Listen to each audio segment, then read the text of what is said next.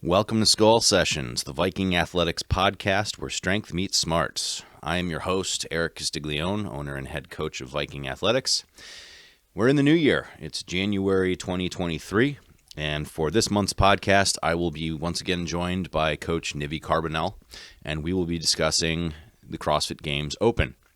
Specifically, we'll be talking about the Intramural Open, which is how we run things here at Viking Athletics, and bigger picture, why you should do it.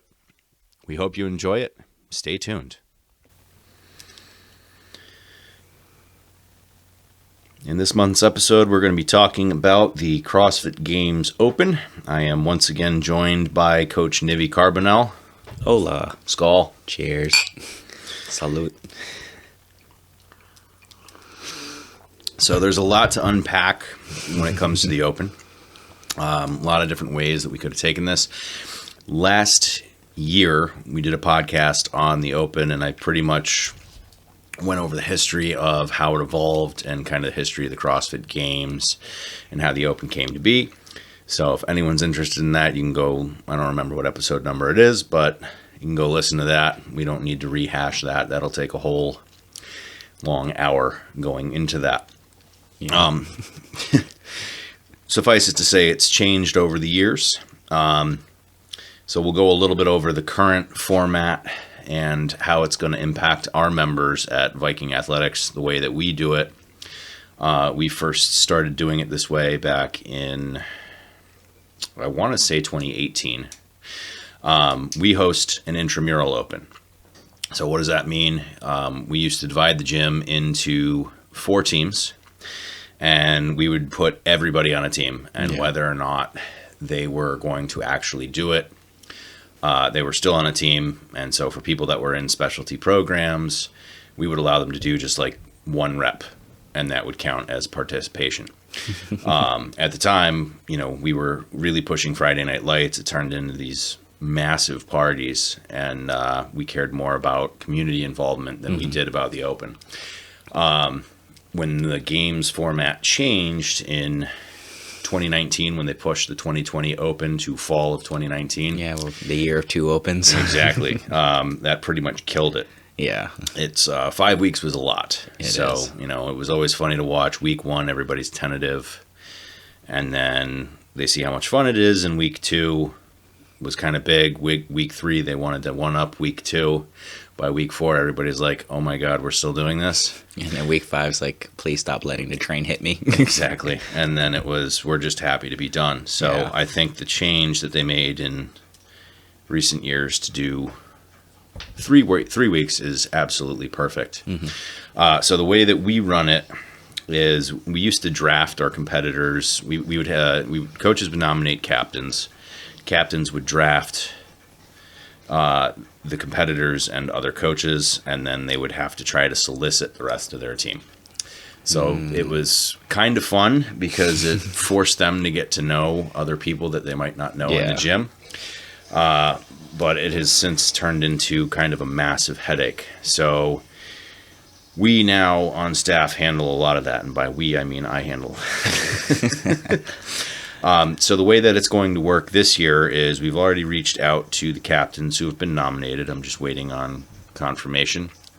And we've really cut down on their responsibilities. So in years past, they would work with somebody to come up with their own design. And when we had a reliable printer that we could work with, it worked out nicely. People came up with really creative team names and fun shirts, and it was a blast. Yeah.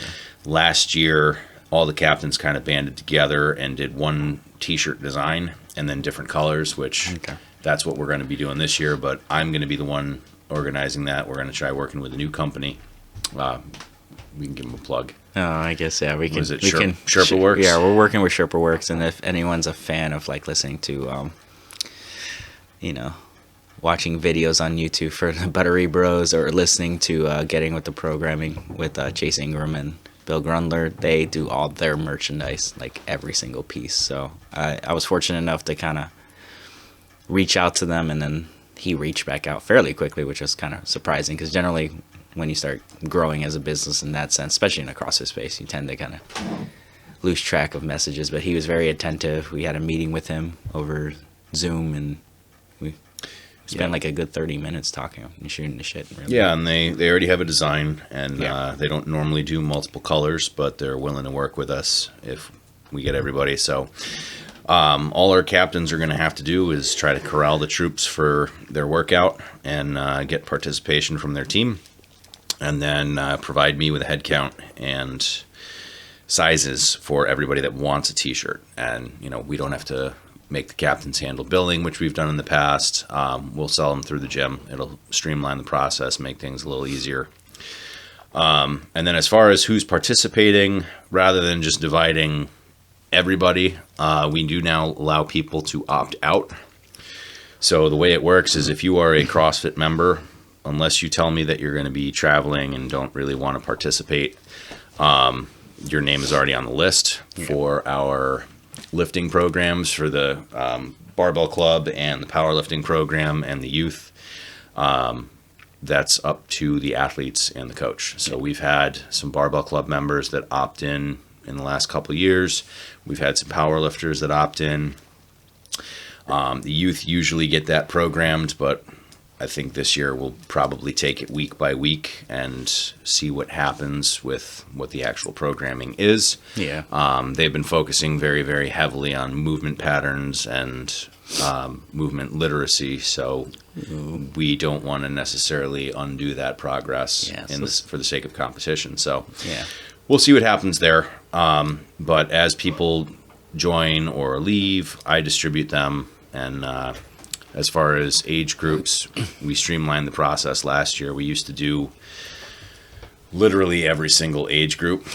That's always fun. Which was a royal headache. And, we'd have some strategic captains when they were recruiting in the past, and they'd pick people that are like the only representative for the age group. Now we just streamlined it. So we have youth under 18, open 18 to 54, and then masters, which is 55 plus. And for our masters athletes, there are 9 of them, and we will be dividing people into 3 teams. So that works out perfectly. Each team gets 3 masters. And then obviously there's RX and scaled. And so we award points for participation's biggest one. If you hit a PR, or it's your first time going RX, or it's your first time hitting a pull-up or anything like that, most double unders in a workout, we award points for that, provided that you guys let me know that you hit a PR. And then division winners also get points. We do want to recognize performance as well, because otherwise, what's the incentive to really push hard? Yeah. And then finally, we're trying to bring it back. We had team spirit. So we are going to be doing Friday Night Lights. We just finalized this in our staff meeting on Sunday.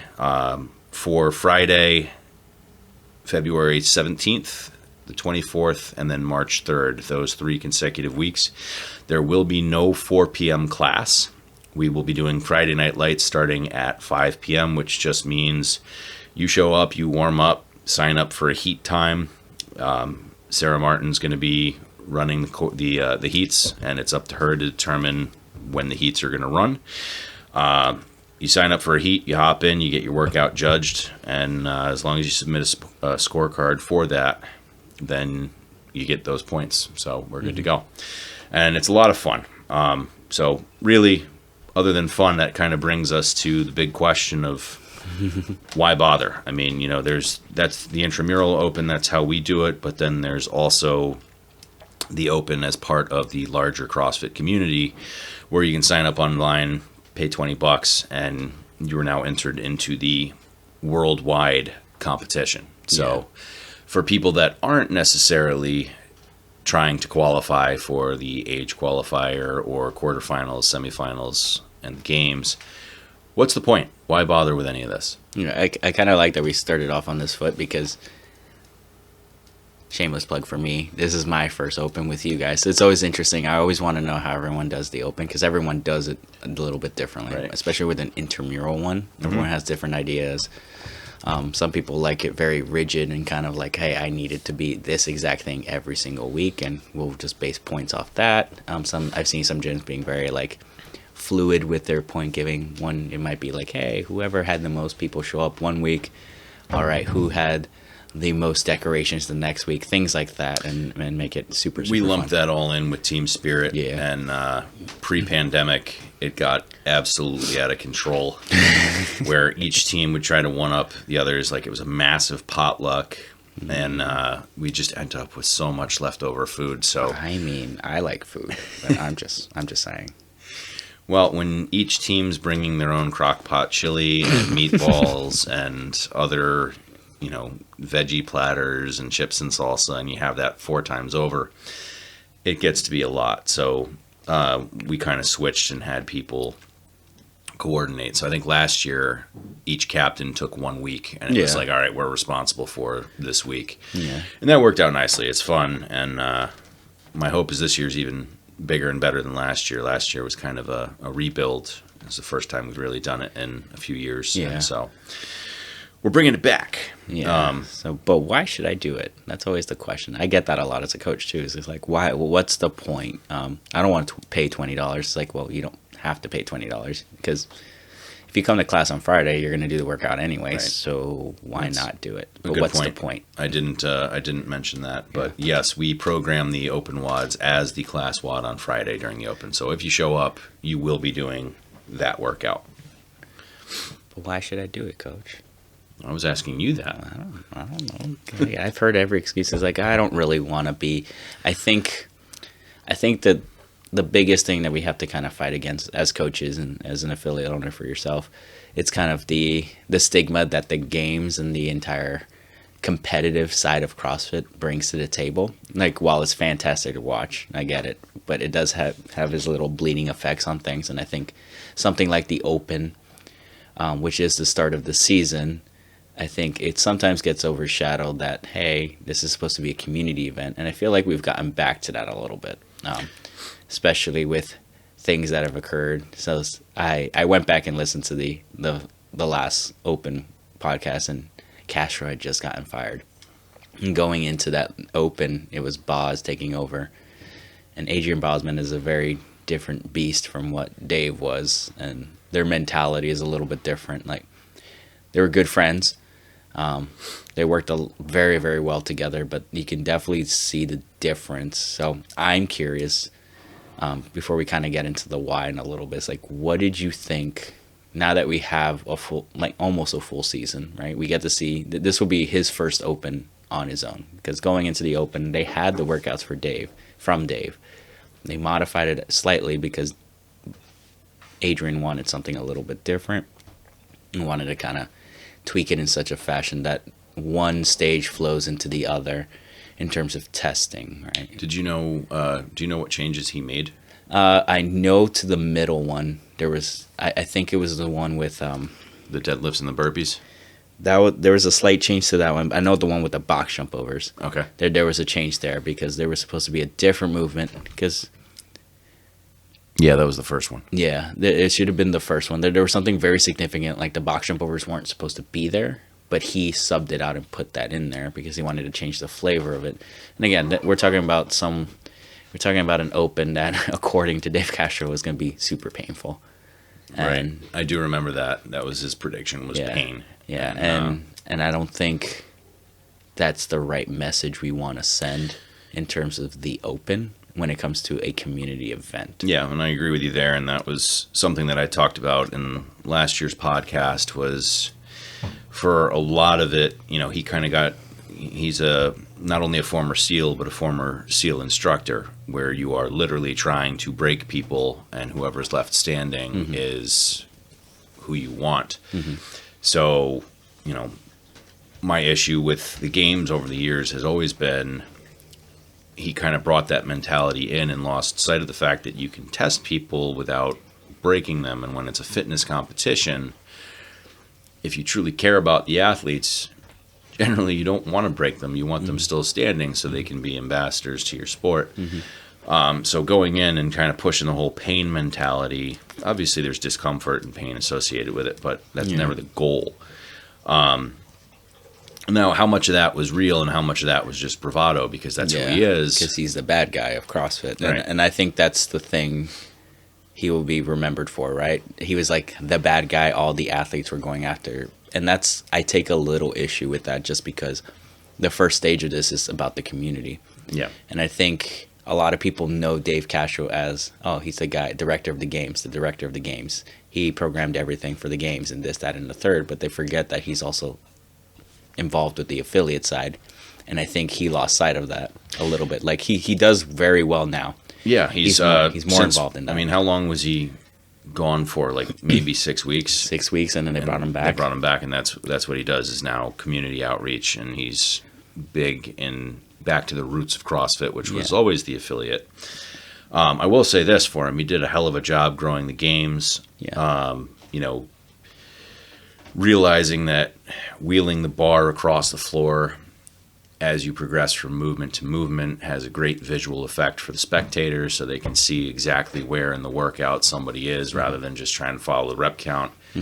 But again, it was him as a showman, and you're right. I think he focused a lot on that and lost sight of the affiliates, and we would see that with the way some things were set up, you know, kind of forcing people to buy dumbbells, and the distance was always the big one. Yeah. You need 25 feet of the overhead for the overhead walking lunges with Yeah. the barbell. That was awful. That was 2016. And it's like, what are you going to do in a box that's tiny? Yeah. You're only going to be able to run heats of 2. So I will say that's a big difference between Boz and Castro. Is Boz is definitely, you know, he was the head judge. Yeah. So he's definitely Near and dear to my heart. he's definitely got more of a mind for logistics of the affiliate and what's going to work. So I don't know what else was in 22.1, but adding in the box jump overs definitely Wall walks. changed the flavor of the workout. Wall walks, dumbbell snatches, and box jump overs. We got it right here on the screen. 3 wall walks, 12 dumbbell snatches, and 15 box jump overs. Yeah. In 15 minutes. So I think he was a little bit more focused on testing specific things with each workout. And, you know, I won't go down the rabbit hole of what each is a test of, but CrossFit has, let's call it, very clear metrics that I maybe don't necessarily agree with on how they define workouts based on time domain and based on rep scheme. So anything less than 5 minutes is super short. Yeah. 5 to 10 minutes is short. 10 to 15 minutes or so is moderate, and then, you know, Anything past that is longer. I think actually 20 minutes, like, what is it, longer than 17 minutes is considered a something long like walk. that. Yeah. And then in terms of reps, anything less than 50 is considered low repetition. 50 to like 200 is moderate, and then anything over 200 is considered high volume. Yeah. Which, again, you're not considering what movements you're doing, so it can, you know, if we got, like, just look at the one, what was that, 21-1 with wall walks and double unders. Yeah. If you're doing 200 double unders, that's considered a high volume workout. Yeah, which, technically. You can make an argument there Anyway. for sure. Yeah, but what was funny to me is, like, obviously these 3 workouts for last year were salvaged and kind of reconstructed just a bit because Dave had already made them. Right. And then Boss kind of put his twist on them a little bit. Me personally, just looking at the season as a whole, not necessarily like I don't care who wins and who loses and stuff like that, but in terms of programming, if we just look at that, I feel like the flow is better. Okay. And I know a lot of people complained about it because, like, there's things like, oh, you know, we used to do like ring muscle ups in the open and things like that, and like heavier barbells than we would normally see. Like, I think of basically a double Diane when it went from 225 to 315. Oh, yeah. And then handstand walking instead of just handstand push-ups. But then we see Boz, and I see kind of the flow there, right? It's these first 3 workouts are very accessible to a lot of people. It doesn't matter if you're limited by a range of motion. We can always substitute in some way, shape, or form. It makes it easier for the affiliate and the coach to kind of be able to get everyone involved because, okay, I have a good substitution for that. I know what I can do for people that have a limitation or are not quite up to snuff in terms of like doing the RX, because that's the big thing, right? Everyone's obsessed with RX, but we got to remember that RX stands for prescribed, right?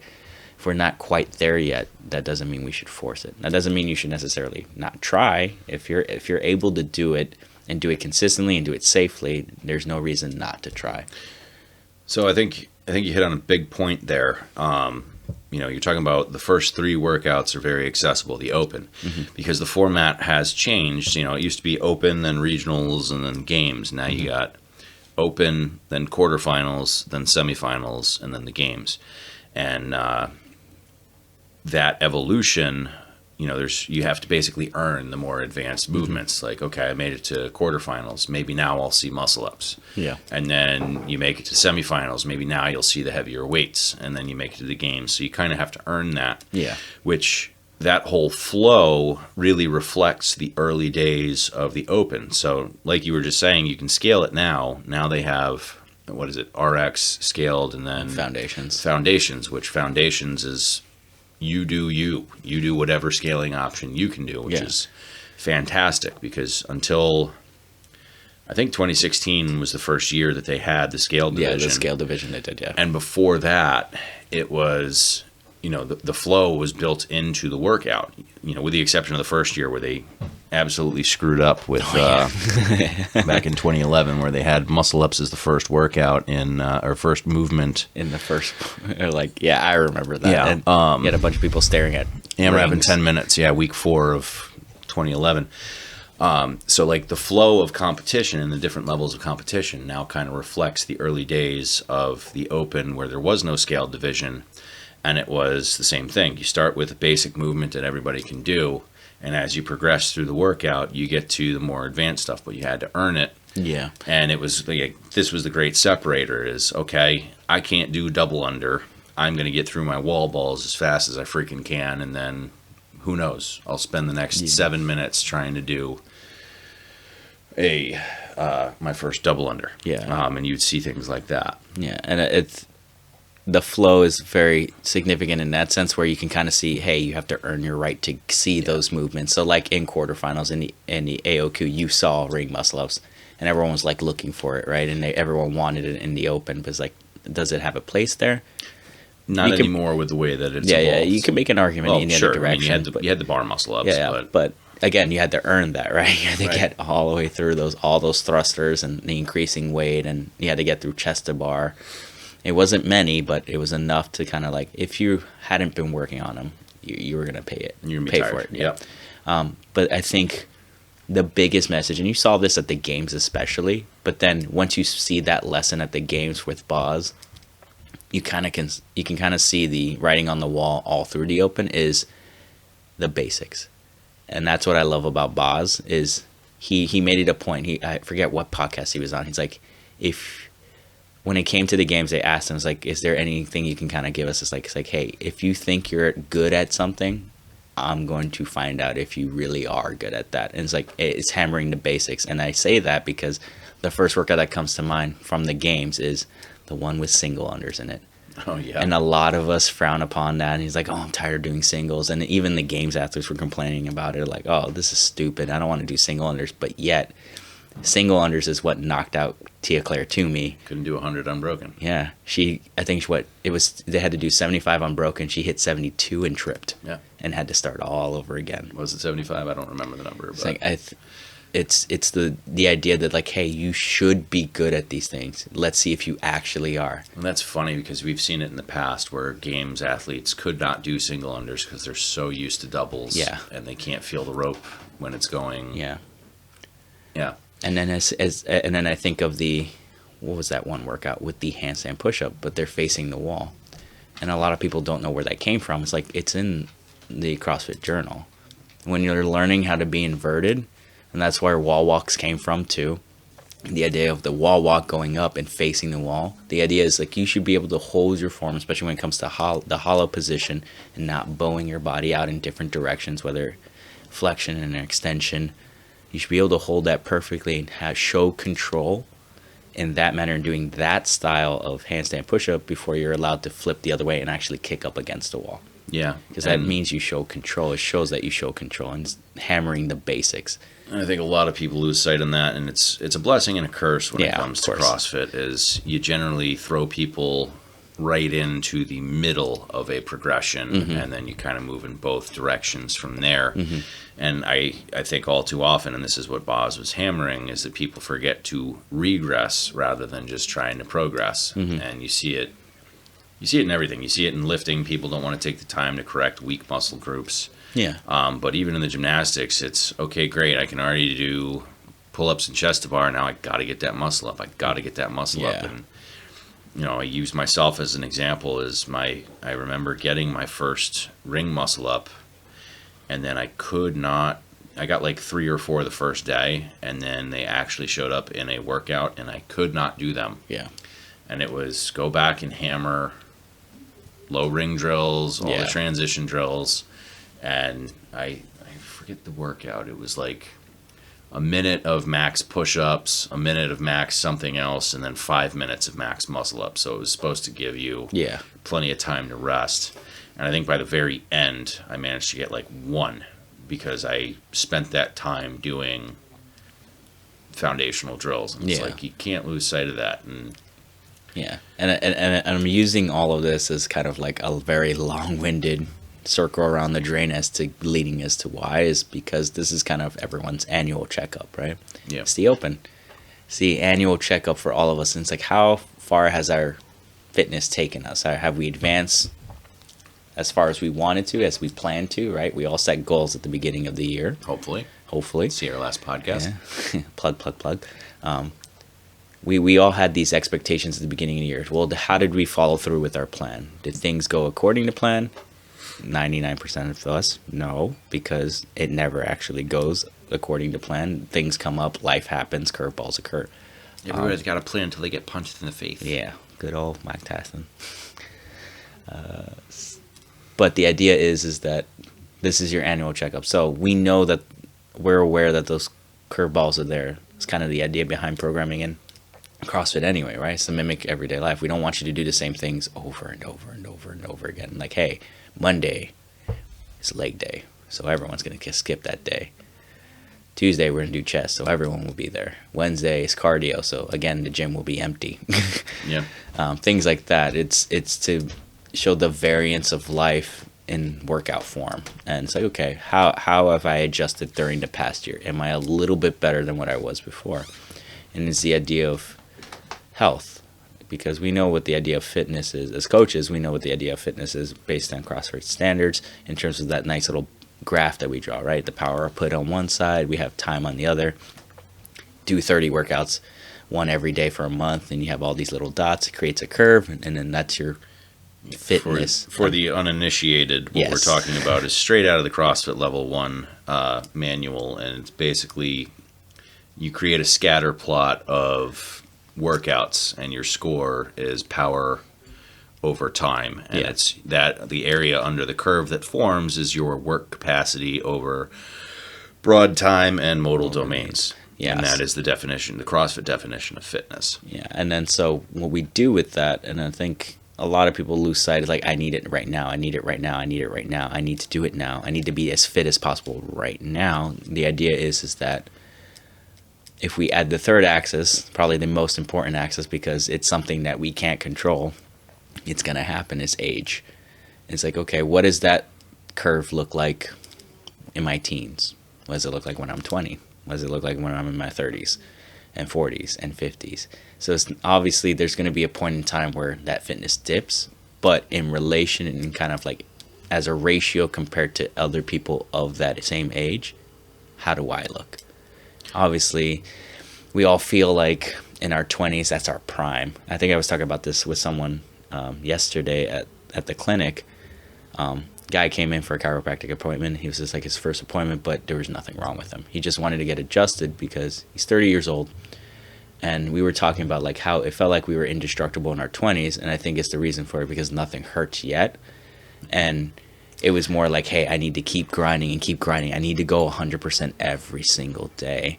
Whereas when we start to age, and I feel like I can attest to this, me personally, while my 20s were like, yeah, I can do anything. I've had that feeling, especially because I was of competitive nature.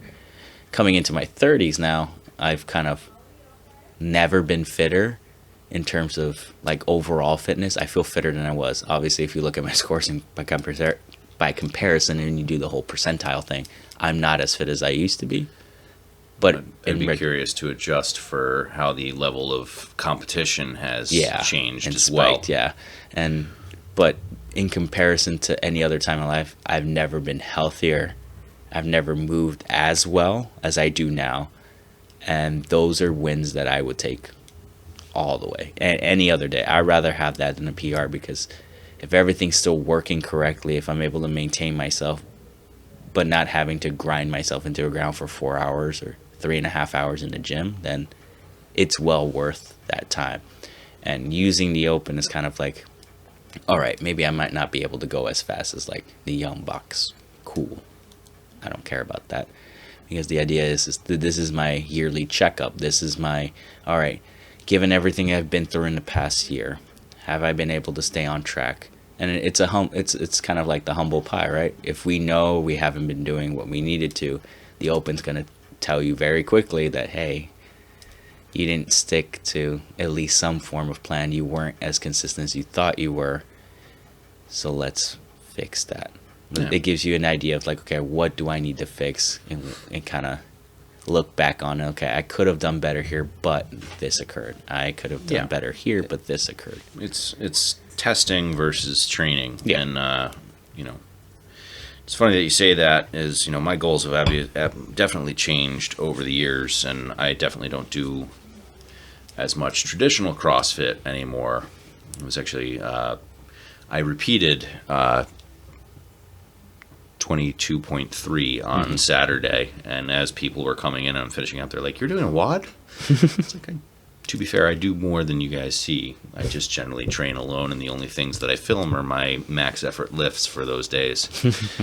But, you said you move better than you ever have. And I know for a fact that I don't train my motor. Like, my steady state cardio is phenomenal. I can go long and slow forever, and I can sprint with the best of them as long as I can recover. But that middle domain, which is what CrossFit considers to be their bread and butter, where most workouts should be, is where I tend to suck, because that's not my training anymore. And you get to a workout like that, and it's just fun to see, okay, well, where am I in this right now? And how am I going to game this? Which is definitely something that you get better at with age. So, movement efficiency and strategy can get you fairly far. So as I've hopped into a couple of class workouts over the last week and compared my scores to the young bucks in our gym, I'm fairly moderate, which makes me very happy. I'm not as bad as I thought I was going to be, but again, it comes from pacing and being able to move efficiently so that my heart rate doesn't spike and I redline super fast. Yeah, and it's funny you say that, because then I did this. I hopped into, I think, 4 p.m. when I did this one, and I remember doing it twice last year. And the only reason why I did it repeated is because the first time I did it, I fell 3 reps short of finishing it, because I was racing Ben Norland. And he finished with 1 rep to go, and he was very upset, but he was not. You can also tell he was redlining the entire time to get there. So I redid it to finish it, because I knew I could. I knew I had to make it hurt a little bit, and that second attempt, I was definitely on the verge of like that blackout where the walls are starting to cave in a little bit. So when I went into it this time, I think my main focus point was, I took the data that I got from those first 2 attempts, I think especially from the second attempt, and like, okay, where did I lack the most? And usually it's going to be, and I saw this for most classes too, is like that middle portion. I got everyone. Because we do, like, if we do Fran, and if you're used to using a 95-pound barbell, then you're used to that thruster. So it's not too awkward. We've played around with the heavier thruster with the 135, but that 115 just seems like a very awkward weight. But also, the round of 18 reps is also a very awkward number to kind of deal with. And say if it was a round of 15, it would have been something different. But that round of 18 was definitely something that catches a lot of people off guard. And I knew, looking back on past performances, I knew that's where I lacked. Now, when I finished this workout in class, I only got 1 thruster at 135. So I was 14 reps short of finishing. But I feel like my performance was much better in that middle round because I was more consistent on the reps. I know, like, when the wheels basically, for the second time I did it, and the wheels were basically starting to fall off at that point, and thrusters were starting to get, like, maybe the last couple I did one at a time because, hey, I just need to drop, get back on it, go fast, and use basically the squat clean to kind of help me generate some momentum because I was just trying to get as fast as I can. Because I knew for that last barbell, I was going to hang on. I was going to try to hang on for as many reps as I could and just wrap them out as fast as I can. To kind of save myself, and I gamed it a little bit there. And this time, so okay, how do I make myself not feel that way and make that middle portion better? So that was my main focus going into that, and it's like little things like that, and that's the fun in like doing something like this because you will eventually see these workouts. Right, and so again, first off, that's again, you're in a different format. We did it as a class WOD as opposed to part of a competition, so you're not trying to let the wheels come off because you're not gaining anything out of it. So again, it comes back to testing versus training there. And this is all data, again, which you accumulate over the years. But it also kind of shows the value in repeating these workouts. Like, how close can I get to my previous performance without the wheels coming off? Yeah, and then it's like quality of movement. How did the thrusters feel this time? How did my chest to bar look and feel? Did I feel more confident in that movement? Was I doing singles at any point or anything like that? And, I was thrilled I had a massive bench and pull session beforehand. So the fact that I still did my first 21 unbroken and wasn't even winded, I'm like, all right, we're off to a good start. I still got it. Great. Still got efficiency of movement here. And then the round of 18 occurred. Well, I haven't been training chest to bar. Yeah. I've been programming it for you guys a hell of a lot more than I've been doing it myself. And so the fact that I was able to break it into manageable sets was pretty solid for me. So, but, having just done a crap load of lat pull downs, it was like, we'll see how this goes. Am I still going to be able to do it? And, like I said, my goals are vastly different than what most people in the gyms are. So and I hop in for fun. I got nothing to prove, and I'm not trying to qualify for anything. Yeah, so. and I think that's what it comes down to is that's, I think, for the person that asks why, it's like, well, why not? Yeah, it's like you got nothing to lose. You're not here to prove anything. You're just here to test your performance and get some data. It's a different environment. It's testing versus training. It's a community event. And that adrenaline is great. Annual check-in, and with Boz at the helm, I'm hopeful that it'll be, let's call it, safer. Yeah. So when it comes to some of the movements, like obviously we've chatted about the wall walk and why is that in there? It's a foundation.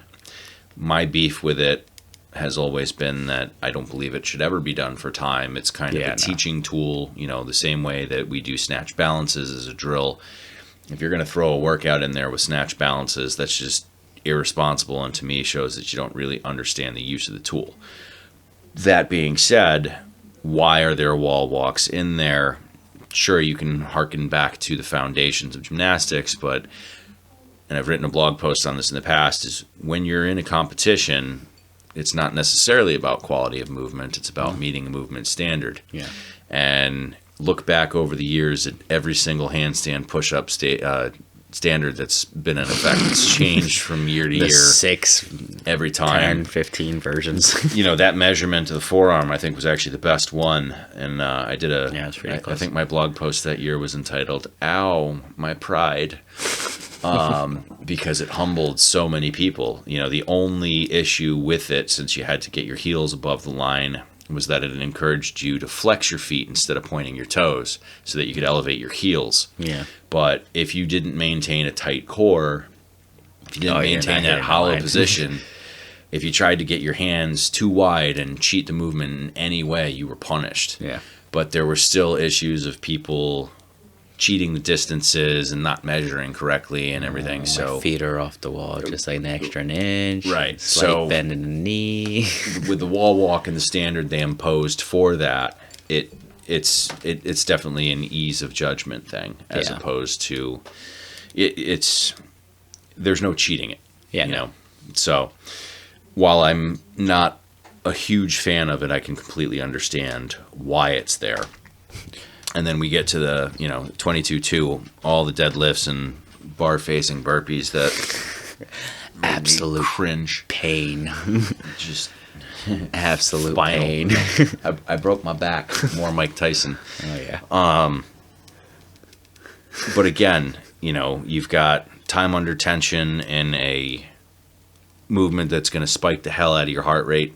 Deadlifts for reps will always do that. And then you've got bar facing burpees, which again, full body plus the jump, even if you're good at burpees, just adding in that couple inches higher jump is just sucks. awful. Yeah.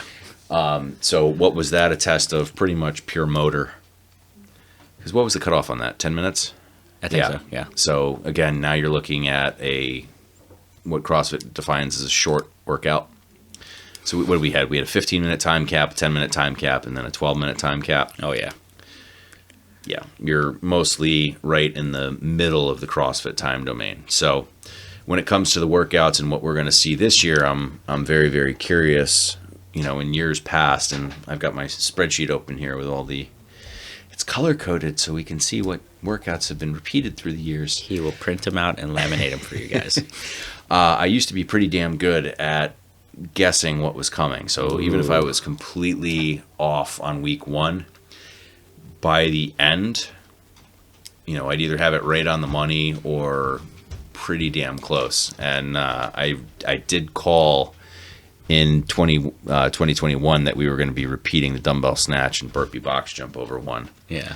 And thankfully we had prepped for that, because that kind of volume of dumbbell snatches, it's just an extreme range of motion on the lower back for people that aren't practicing it. Yeah. So the improvement to see that from, when was it, 2017 was the first time that showed up? Yes. Yeah. So very first workout. Seeing the improvement in the gym just simply because people were more comfortable in that range of motion and had learned how to transition on the way down and spent less time in that extreme range of motion was awesome. So, Yeah. we didn't have any repeats last year.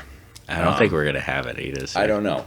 It's with 5 weeks, it was definitely easier to predict, because you can kind of get into that mindset, and it's like, all right, well, what have we tested and what are we missing?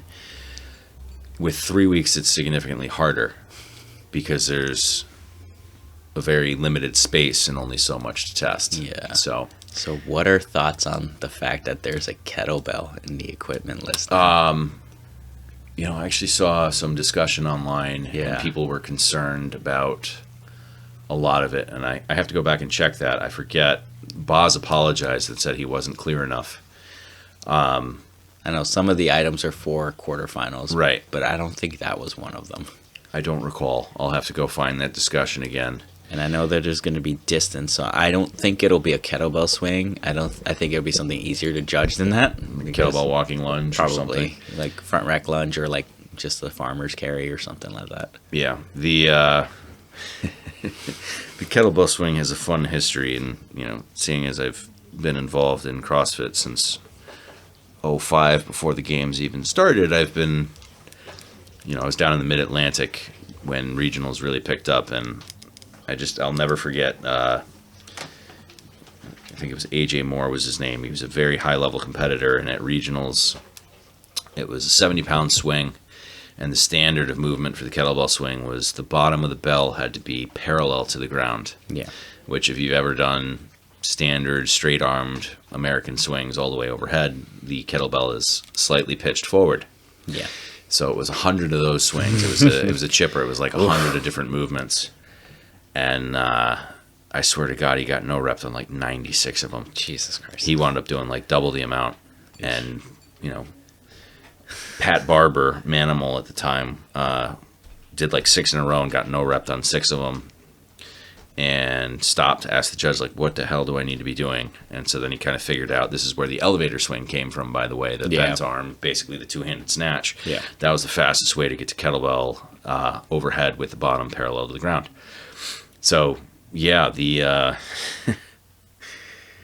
got to meet the standards, and quality of movement doesn't always come into play there. Oh, yeah, so, no. I don't know. We'll see if there's swings. I feel like they've hopefully learned from their mistake there in terms of judging. Yeah. But we'll see. Maybe it's a kettlebell snatch instead of a dumbbell snatch this year. Jesus Christ. I actually prefer that. Yeah. It would be easier to judge. Well, kettlebell snatch is usually from the hang, so they would make it a dead snatch from the ground. But even so, it's a higher starting point than a dumbbell, so less extreme range of motion. I'm all for that. Yeah, that would be nice.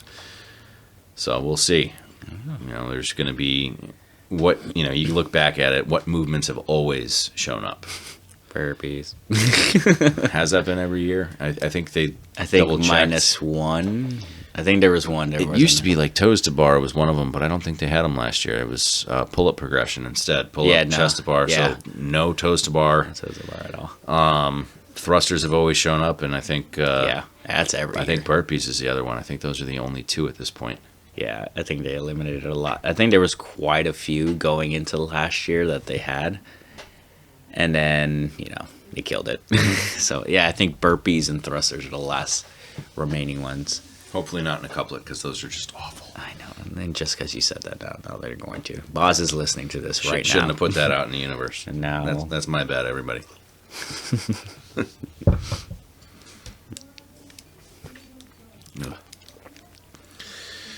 So, to kind of come full circle, and I think we can kind of finish up there. It's been about 45 minutes. There's delve back into the history again.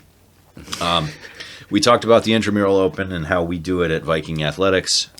Again, staff will be handling the vast majority of that. So for anyone listening, we're recording this on Wednesday, the 18th, and I probably won't be putting it out there for a couple of days, but my hope is that we have confirmation from our captains since the Open officially starts the 16th, so we're just under a month away. We'll be assigning teams, captains will be announced, and really all that our members need to do is hopefully show up to Friday Night Lights, support their team, and hopefully buy a t-shirt for that team spirit. Yeah. Why do we do it? Again, it's a great community event. It's an annual check-in on your fitness. It's more data to see what happens over the year.